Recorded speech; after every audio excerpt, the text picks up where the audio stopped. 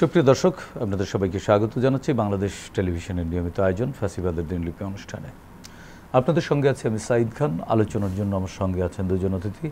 আমার ডান দিকে আছেন চিন্তক এবং জবান সম্পাদক রেজাউল করিম রানী, বাম দিকে আছেন গণ অধিকার পরিষদের সাধারণ সম্পাদক, ফ্যাসিবাদ বিরোধী আন্দোলনের চেনামুখ এবং বৈষম্য বিরোধী আন্দোলনের রাজপথ থেকে বেড়ে ওঠা নেতৃত্ব রাশেদ খান।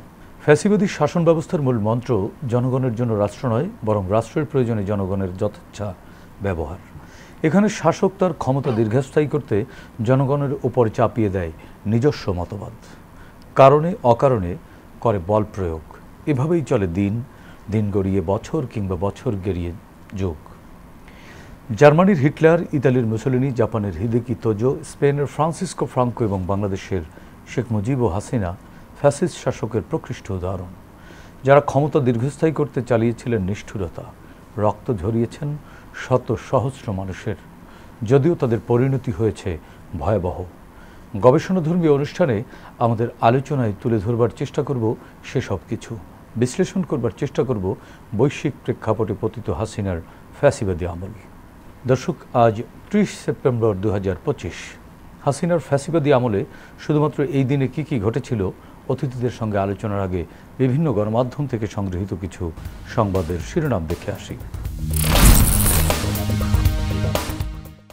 2009 প্রতিযোগিতা ছাড়াই কাজ পেল সাংসদ ও নেতার প্রতিষ্ঠান।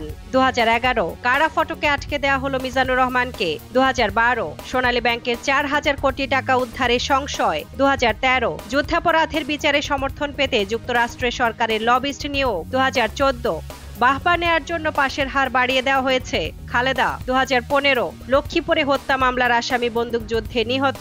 2017 নিখোঁজ স্কুল ছাত্রের লাশ মিলল বুড়িগঙ্গায়। 2018 ডিজিটাল নিরাপত্তা আইন নিয়ে বার্নিকাটের উদ্বেগ। 2019 ত্রাণ বিতরণে অনিয়ম, দুর্নীতি ও দলীয়করণ। 2020 রিফাত হত্যা মামলা, মিন্নি সহ 6 জনের মৃত্যুদণ্ড, 4 জন খালাস। 2021 সিলেটের আলোচিত রায়হান হত্যা মামলার বিচার শুরু। 2023 খালেদা জিয়ার বিদেশে চিকিৎসা, সরকারের সিদ্ধান্তের অপেক্ষায় পরিবার। দর্শক, আমরা দেখে নিলাম সংবাদ শিরোনামগুলো। এসব বিষয়ের উপরে আলোচনা শুনবো অতিথিদের মুখ থেকে। শুরুতেই যাচ্ছি রেজাউল করিম রানী, আপনার কাছ থেকে জানতে চাচ্ছি 2009 সালের একটি সংবাদ, প্রতিযোগিতা ছাড়াই কাজ পেল সাংসদ ও নেতার প্রতিষ্ঠান। রাষ্ট্রীয় টেন্ডারকে দলীয় স্বার্থে ব্যবহার করা কি জনগণের টাকা লুটপাটের বলা যায় কিনা? বাংলাদেশের রাজনীতিতে আমরা যে জিনিসটার জন্য গণ অভ্যুত্থান করতে হলো আমাদের, সেটা হলো যে রাষ্ট্রটাকে কতিপয় লোক, যারা যাদেরকে অলিগার্ক বলা হয়, এবং সেই দল নির্বাচিত হোক অনির্বাচিত হোক বা ম্যানুভারিং করে কোনোভাবে ক্ষমতার মধ্যে গিয়ে ক্ষমতার সাথে তাদের সম্পর্কটা স্থাপন করতো, জনগণ সেখানে দূরে থাকতো। ফলে এই যে একটা সিন্ডিকেট, এবং এই সিন্ডিকেটটা শুধু অলিগার্ক না, এটা একটা মাফিয়া সিন্ডিকেটে পরিণত হইতো। এবং মাফিয়া সিন্ডিকেটে পরিণত হওয়ার প্রক্রিয়ার মধ্যে প্রথম যে লক্ষণটা, সেটা হলো নিজেদের পার্টিজান লোকদেরকে সরকারি যে কাজগুলো, সেই কাজগুলোর মধ্যে রাষ্ট্রীয় সম্পদ লুটের সুযোগ করে দেওয়া, এই টেন্ডারের নামে বলেন, নিয়োগের নামে বলেন, এগুলো। ফলে এই যে রাষ্ট্র একটা লুটপাটের মানে আপনার খনি, এইভাবে দেখার যে দৃষ্টিভঙ্গিটা, এটা সমাজে টপ টু বটম করাপশনকে একটা সাংস্কৃতিক বৈধতা দিয়ে দিচ্ছে এক অর্থে, যেখান থেকে আমরা এখনও মুক্ত হতে পারছি না। ফলে এই জন্য আমরা কিন্তু এই যে অভ্যুত্থানের 1 বছর অতিবাহিত হওয়ার পরেও চারদিকে যে হতাশা, তার একটা মূল কারণ হলো আমরা রাষ্ট্রের যে চরিত্র, সেই চরিত্রকে পরিবর্তন হইতে দেখতেছি না। কেননা যে ধরনের আকাঙ্ক্ষা ছিল, তার অন্যতম আকাঙ্ক্ষা হলো রাষ্ট্রকে আমরা ক্ষমতা চর্চাকারী, অর্থ উৎপাদনকারী প্রতিষ্ঠান আকারে দেখতে চাই না, আমরা দেখতে চাই সেবা প্রদানকারী প্রতিষ্ঠান হিসাবে। তো সেই সেবা প্রদানকারী প্রতিষ্ঠানটা যখন তার কতিপয় সিলেক্টিভ ব্যক্তিদেরকে কাজগুলো ডিস্ট্রিবিউট করার মধ্য দিয়ে একটা অর্থ উৎপাদনের মেশিনে পরিণত করার মধ্য দিয়ে জনগণের যে অধিকার সেটা থেকে শুধু বঞ্চিতই করে না, সেখান থেকে রাষ্ট্রকে আইসোলেটেড করে ফেলা হয়। আইসোলেটেড করে এমনভাবে বিচ্ছিন্ন করে ফেলা হয় যে এই চক্রের বাইরে আপনি যেতে পারছেন না। ফলে এই জন্য আপনার বারবার যেটা বলা হয় যে বিপ্লব হবে, অভ্যুত্থান হবে, কিন্তু ক্ষমতার এই যে চক্র, করাপ্ট এস্টাবলিশমেন্ট যেটাকে আমরা বলি, তার হাতেই ক্ষমতা থেকে যায় কোনো না কোনোভাবে। সেটা নন পলিটিক্যাল এস্টাবলিশমেন্ট হোক, পলিটিক্যাল এস্টাবলিশমেন্ট হোক, হ্যাঁ, এই এস্টাবলিশমেন্টের বাইরে ক্ষমতাটা যাচ্ছে না। যতক্ষণ না পর্যন্ত এস্টাবলিশমেন্টের বাইরে ক্ষমতা না যাবে, ততক্ষণ পর্যন্ত ক্ষমতার সাথে জনগণের সম্পর্ক স্থাপন হবে না। অভ্যুত্থান পরবর্তী বাংলাদেশের যে রাজনৈতিক দলগুলো, তাদের মধ্যে কি এই উদ্যোগ লক্ষ্য করেছেন? না, রাজনৈতিক দলগুলোর ক্ষেত্রে এই উদ্যোগ লক্ষ্য করাটা দুরূহ এবং এটা দ্রুত আশা করাটাও বোকামি। এই প্রেশারটা দিতে হবে তরুণ প্রজন্মের রাজনীতিবিদদের। তরুণ প্রজন্মের যে রাশেদ ভাইয়ের মতো রাজনীতিবিদরা, ওনারা যদি ফোর্সফুলি এই জিনিসটা না করে, বড় পুরানা দল দিয়ে এটা হবে না, ওনারা করতে পারবে না। আমি কারণ বললাম যে এই যে এস্টাবলিশমেন্টের একটা দায় আছে।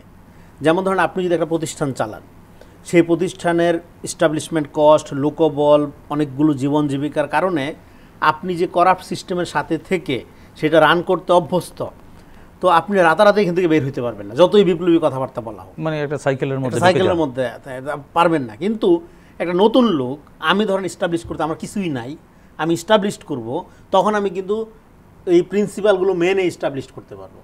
আপনার পক্ষে পরিবর্তন করা যত কঠিন, আমার পক্ষে পরিবর্তন করা তত সহজ। কারণ হলো আমি পরিবর্তনের ধারাটা নিয়েই শুরু করতে পারবো। তো ফলে সেক্ষেত্রে নতুন প্রজন্মের রাজনীতিবিদ যারা, তাদের উপর এটা প্রধান দায়িত্ব। এবং তারা যদি, এবং এটা একটা বিখ্যাত আপনার মিশেল ফুকোর একটা আইডিয়া আছে পাওয়ার ফাংশন করে কীভাবে, টপ টু বটম, অলওয়েজ এটাই পাওয়ারের নীতি, উপর থেকে নিচে। কিন্তু যখন গণ অভ্যুত্থান ঘটে বা প্রতিবাদ বা প্রতিরোধ ঘটে সেই টপ টু বটম পাওয়ারটা, তখন জাস্ট সিম্পলি এটা উল্টায় যায়, তখন বটম টু টপ হয়ে যায়।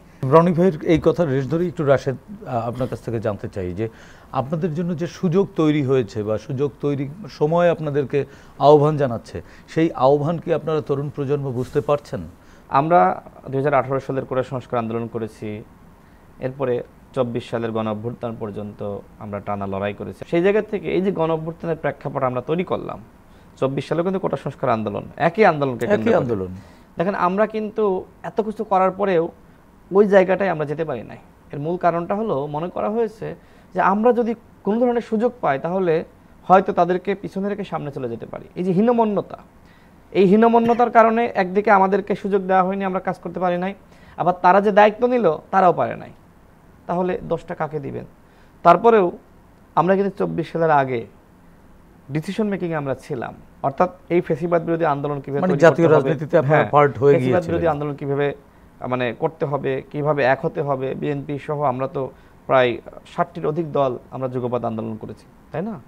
এটা তো অলমোস্ট 63 পার্টিজ আপনারা ছিলেন। তো সেই জায়গা থেকে এই যে এইভাবে লড়াইটা করলাম, বয়স তো আমাদের সেই সময়ও কম ছিল।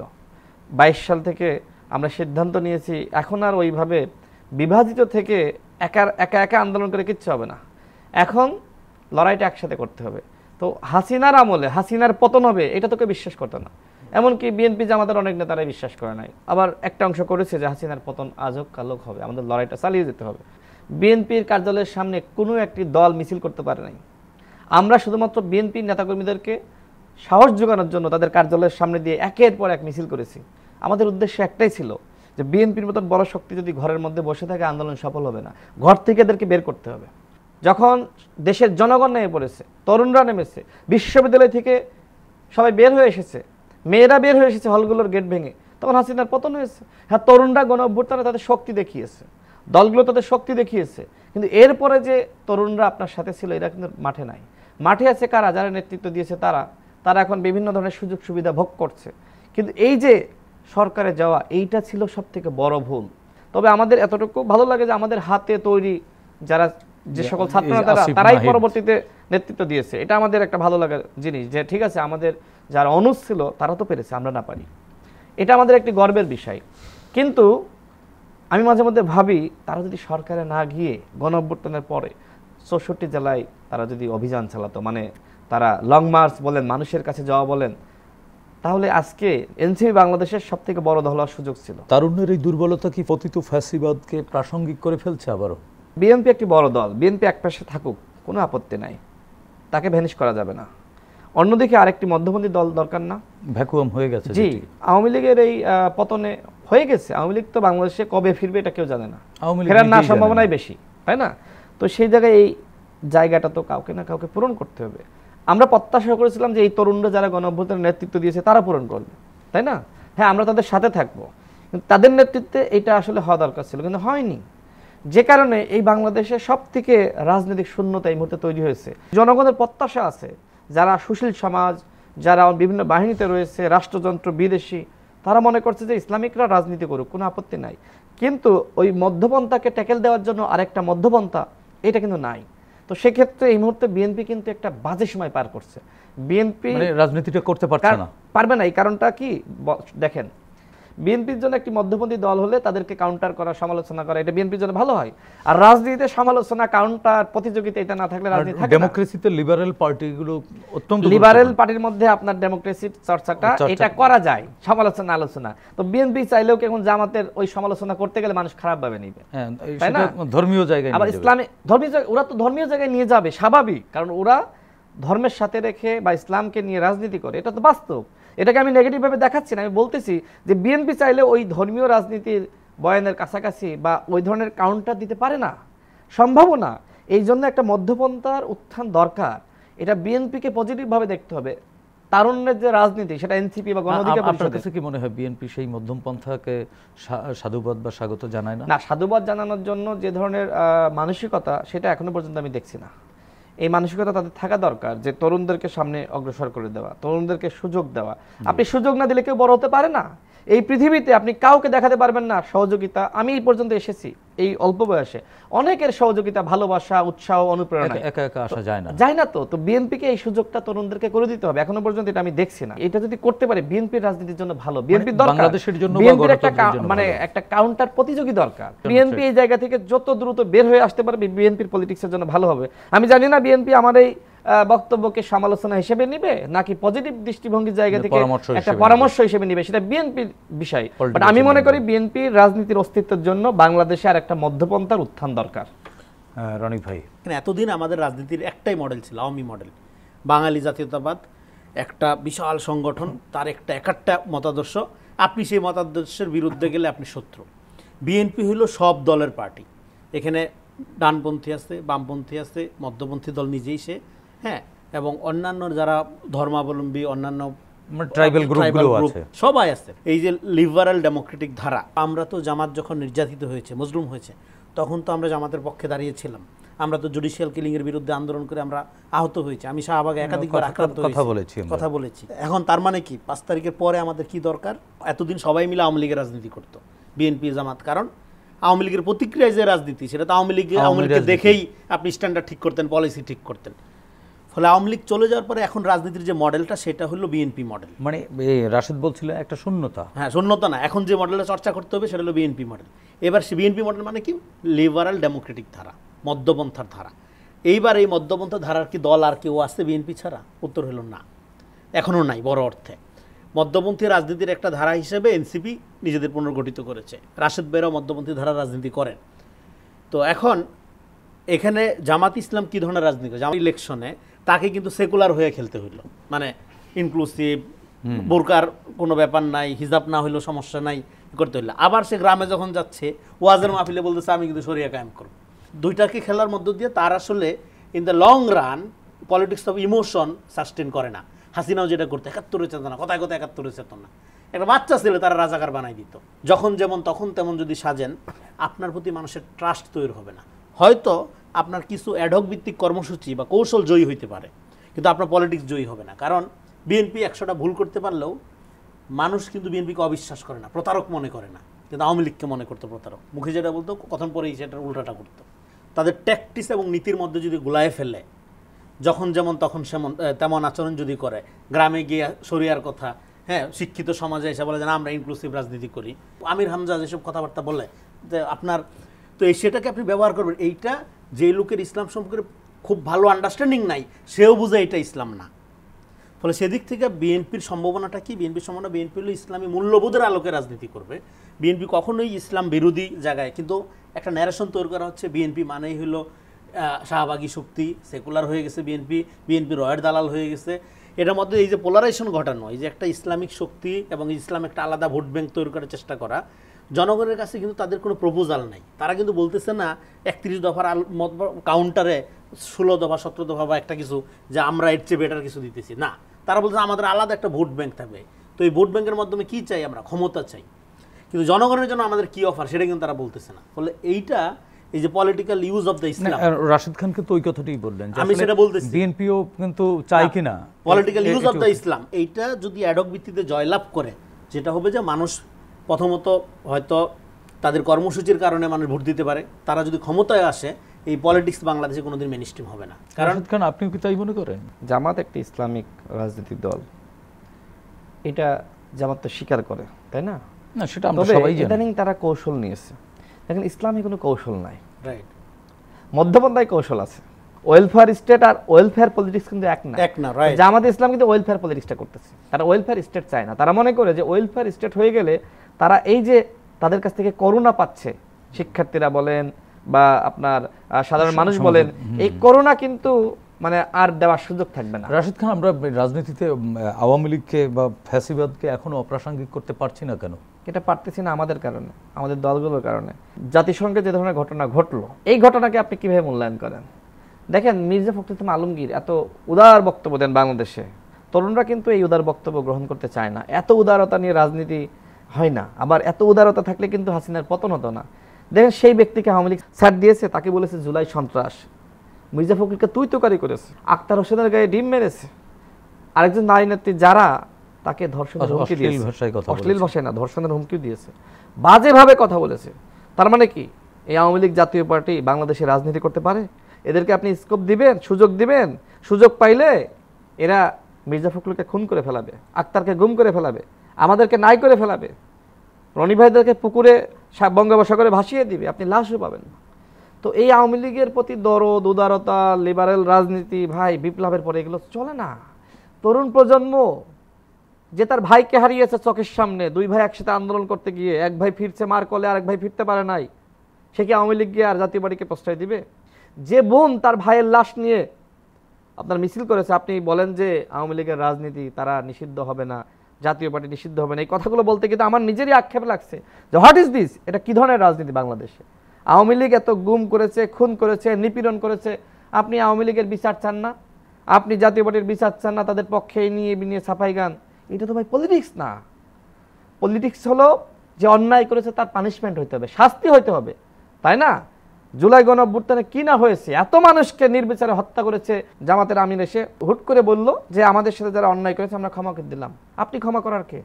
শিবিরের যে ছেলেটিকে গুম করা হয়েছে, ক্ষমা তোর মা করে নাই, তাহলে জামাতের আমির কেন ক্ষমা করলো?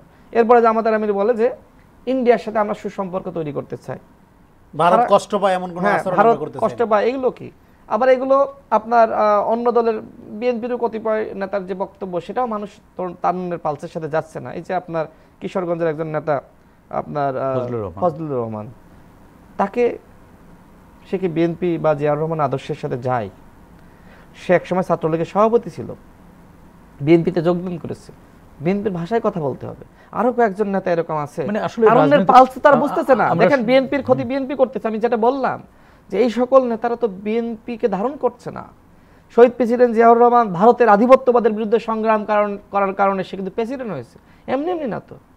সে তো এই দেশে আগ্রাসন বিরোধী জাতীয়তাবাদের রাজনীতির জনক। সুতরাং তার রাজনীতি, তার পালস, তার চিন্তা, তার আদর্শ কি আসলে এই ফজলুর রহমান ধারণ করতে পারছে? তারা বলছে মুক্তিযোদ্ধারা আলাদা দল গ্রহণ করবে। আরে ভাই, যে মুক্তিযোদ্ধা ধর্ষণ করেছে, লুটপাট করেছে, আপনি দেখেন নাই ময়মনসিংহের ওই এমপি একজন মুক্তিযোদ্ধা, সে নারীকে ধর্ষণ করেছে না?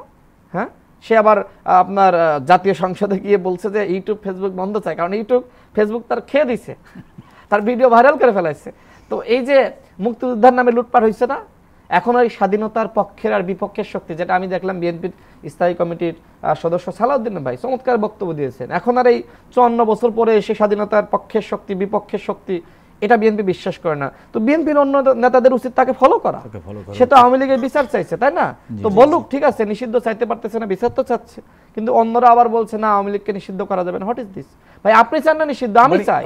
আমি দেখেছি যে সিদ্ধান্তে থাকা যাবে না। 3জন বোন মিলে তার ভাইয়ের লাশ নিয়ে মিছিল করেছে ঢাকা বিশ্ববিদ্যালয়ে, তাই না? এই ধরনের ঘটনা ঘটার পরে তো বাংলাদেশে আওয়ামী লীগ রাজনীতি করতে পারে না। আমরা একটু রনি ভাইয়ের কাছ থেকে আমি একটু একটা জায়গায় কথা বলি, যেটা বলতেছিলাম আগের পয়েন্টে। ফলে এতদিন রাজনীতি ছিল একটা ট্রাইবাল ক্যাডার ভিত্তিক ধারার রাজনীতি, এখন বাংলাদেশে একটা মধ্যপন্থার রাজনীতি, মানে বিএনপির যে ধারা এটা এখন জাতীয় ধারা হবে। এখন সেই জাতীয় ধারা ক্যারি করার মতো সংগঠন তো আপনার জামাত ইসলাম না, কারণ তার একটা মতাদর্শিক জায়গা আছে, সেই জায়গাতে একটা মৌদুদিবাদের একটা লিমিটেশনস আছে। সে চাইলেও ইনক্লুসিভ হইতে পারবে না, সে যতই বলার চেষ্টা করুক ইনক্লুসিভনেস, সেটা হইতে পারবে না। তাকে একটা একটা ডানপন্থার বা একটা ধরেন পলিটিক্যাল ইসলামী করতে হবে। তো ফলে এদিক থেকে একটা মধ্যপন্থের ধারা, এটাকে মূলধারা করার জন্য ডেফিনেটলি এই ধারার আরও অনেকগুলো সংগঠন দরকার, প্রতিযোগিতা দরকার। যে জায়গায় বিএনপি ফেল করবে সেখানে অবশ্যই নতুন প্রজন্মের মধ্যপন্থার রাজনীতি আগায় আসতে হবে। সেখানে এনসিপি, রাশেদ ভাইদের সংগঠন, এরকম আরও সংগঠন যারা, তাদের এদের দায়িত্ব হলো বাংলাদেশে মধ্যপন্থার রাজনীতি বিকশিত করা। এইটাই হলো নাগরিক ভিত্তিক যে রাষ্ট্রের প্রস্তাবনা।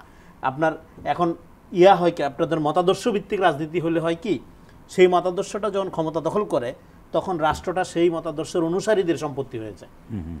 এই জন্য নাগরিক ভিত্তিক রাষ্ট্র বা মধ্যপন্থার সুবিধাটা কি, সে আপনার অধিকার নিয়ে কাজ করবে, আপনার মূল্যবোধ সে সংরক্ষণ করবে।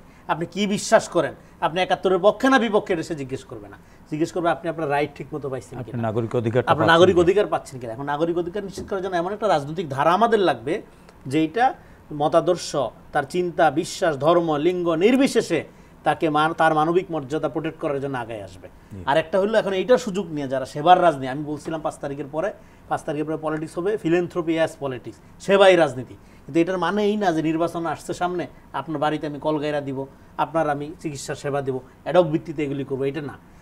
সেবাভিত্তিক রাজনীতি মানে হলো রাষ্ট্র সেবাদানকারী প্রতিষ্ঠান হবে। ফলে জামাত ইসলাম যেটা করতেছে, রাশেদ ভাই যেটা বলার চেষ্টা করলো, এইটা সেবার রাজনীতির বিকৃতি, মিসইউজ। এইটা জনগণকে আরও ইনফিরিয়র করে দিবে।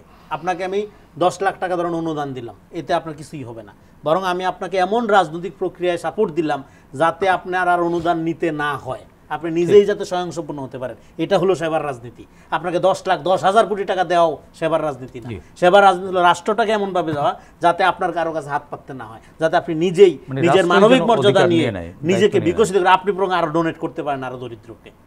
এটা হলো সেবার রাজনীতি। ফলে এখন আর যে জায়গা থেকে আসলে দেখেন বাংলাদেশের রাজনীতির বিকাশ, যে কথা আমি প্রথম দিন বলছিলাম, আজকে আবার রিপিট করি, a country without Awami League.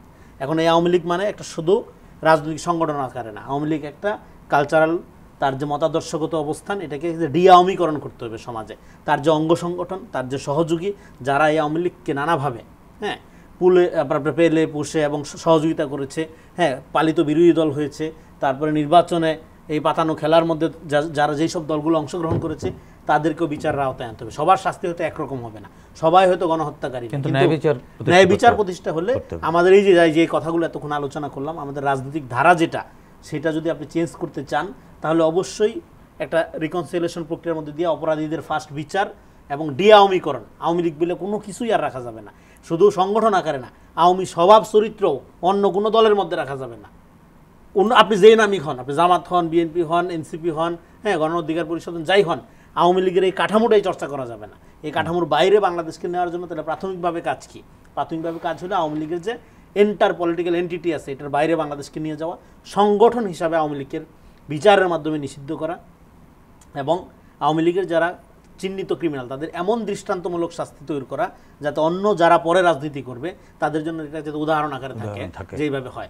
এবং সমস্ত রাজনৈতিক দলগুলোর 5 তারিখের পর এখন 100% বিরোধিতার রাজনীতি করার সুযোগ নেই। জামাত, বিএনপি, এনসিপি, গণ অধিকার পরিষদ কারো 100% বিরোধিতা করার রাজনীতি। একটা জাতীয় ঐক্যের জায়গা থেকে, দলীয় স্বার্থের বাইরে জাতীয় ঐক্যের জায়গা থেকে আপনারা 5 বছর 10 বছর রাজনীতি করেন, দেশটা পুনর্গঠন করেন, নিজেদেরকে শক্তিশালী করেন, স্টেবল করেন, জনগণের কাছে আপনাদের আস্থা এটা প্রমাণ করেন, আস্থা ফিরাই আনেন। জনগণ এখনও আস্থা রাখতে পারে না রাজনৈতিক দলগুলোর উপরে, সেই আস্থাটা ফিরাই আনেন এবং জনগণের সাথে ক্ষমতার একটা সম্পর্ক স্থাপন করার মধ্যে তারপরে আপনারা প্রতিযোগিতা করেন। এখনও দলীয় প্রতিযোগিতার জায়গায় বাংলাদেশের রাজনীতি যায় নাই।